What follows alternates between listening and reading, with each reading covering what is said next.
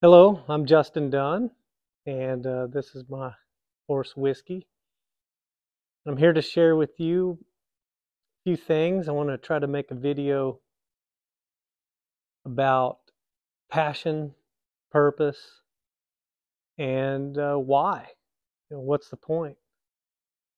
Whiskey and I have been together a long time. He's actually on the cover of my book, a book titled "A Horse to Guide Me." And a lot of questions arise in business, in life, in horsemanship. And I get to do things that a lot of people don't get to do. And so a lot of questions come in. Horse training questions, people training questions. My purpose, passion, I try to keep those equal. You live a life too much passion, gets a little out of balance. Live a life of too much purpose, it gets a little out of balance. So my passion is horses and people. The purpose is to help people understand horses and horses understand people. It's interesting how it evolves or Plinko games down into a why and a mission. I want to share with you today some of the things that really are unique and valuable in horsemanship and humanship. And that's being you in whatever you do, in whatever business you're in. That gets kind of confusing sometimes. And I've found there's a few things people want in life. And that's to be competent at what they do, authentic in who they are and what they do, and connect with others to be a part of a community that seems to serve a purpose, a much bigger purpose. For me, I was fortunate to find my why in life. I found through training horses more about myself. I found out about myself. For me, horsemanship taught me about me and about life. And I found this in the mountains of Colorado. With this horse right here, we invested more time together in the mountains of Colorado to discover some of the things I'm going to share with you right now. So I found uniqueness or set apartness in what I do with this horse right here. He was one that I couldn't force into submission. He's too strong. He's too tough. He was one of those that was gentle yet so strong. I had to develop competency in horse training that he realized was worthy to partner with. I set myself apart through traditional horse training or horsemanship in the regard of no force submission. Not going to force this horse to submit through pain or create a fear in him of me or what will happen to him through pain or fear of pain. So in other words, I didn't use bits on this horse. I use a bitless bridle, ask him questions. I don't use spurs to gig him in the sides to make him do something. I didn't whip him with whips. No forced compliance.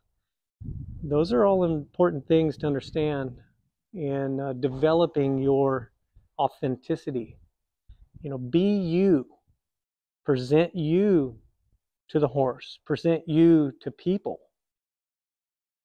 Whenever you do that, you tap into that, you realize who you are and what you represent is why people will be willing to be with you, why a horse is willing to be with me. I do me. Some of the questions that come in is like, who did you study under? What big name, in horsemanship? There's a lot of guys out there and girls that are really good at horsemanship, horse training, but they're not good with people. It's interesting when you really analyze things down. I do me. I prove all things and I hold on to what's good. If I want to ask this horse questions, I don't need trinkets and whatnots. In other words, I don't need to go buy something to get him to do the things I want to do or to ask him the questions I want to ask. I developed a series of questions that I ask every horse to get a deeper understanding of that individual.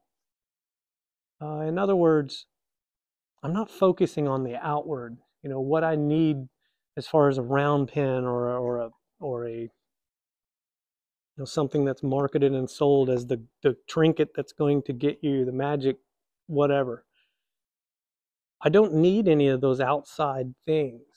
What I do need is an understanding of me, what I'm thinking, what I'm feeling, what's my attitude, what are my actions presented to this individual.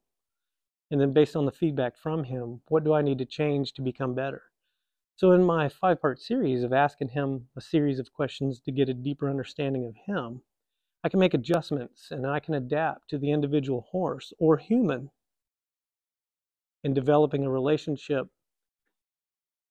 that proves to them I'm competent, there's authenticity. We can actually connect with each other for who we are and what we want to do. And it gets real clear as we go through laws of nature, laws of repetition, understanding laws of compensation. It takes the time it takes. We become ourselves. He gets to be him, I get to be me, and we're in harmony or agreement. We focus on the things we can do, not on the things we can't do. Happiness is difficult to measure. Mental illness is not so much. It's easy to measure. And whatever we're finding joy in will represent, and that equals happiness. I like to think of it this way. How does my horse perceive me? How do I perceive myself? How far apart are we in that? Whose eyes am I right in? Am I right in my own eyes? Am I right in his eyes? It's one of those things that will become very clear when we don't look so much outward. Start focusing on the inward and the presentation, and then the feedback, and the making changes, and the becoming better. So I wanted to share that with you. American Mustang School is here. We want to duplicate what we do here all across America.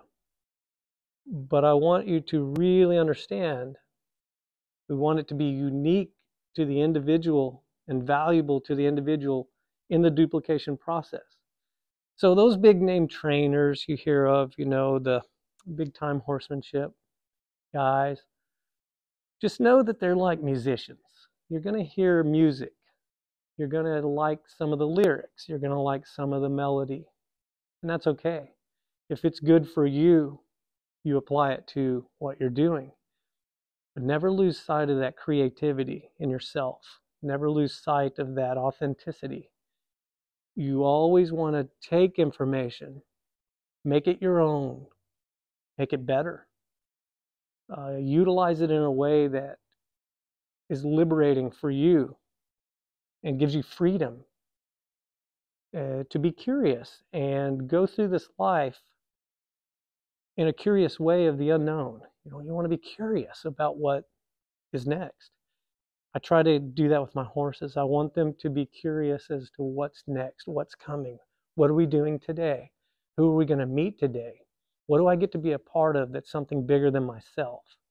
What do we get to engage in that is going to contribute to the betterment of society or community? And that's that connection with others you're after.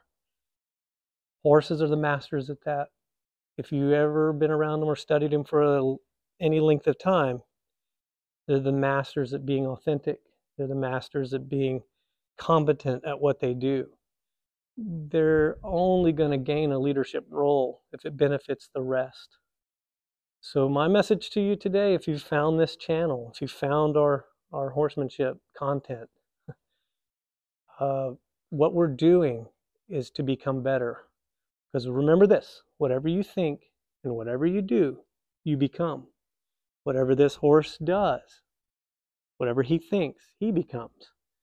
If I'm responsible, as I need to be, inviting him into the human element, I want to present to him something worthy of following or being a part of, contributing to.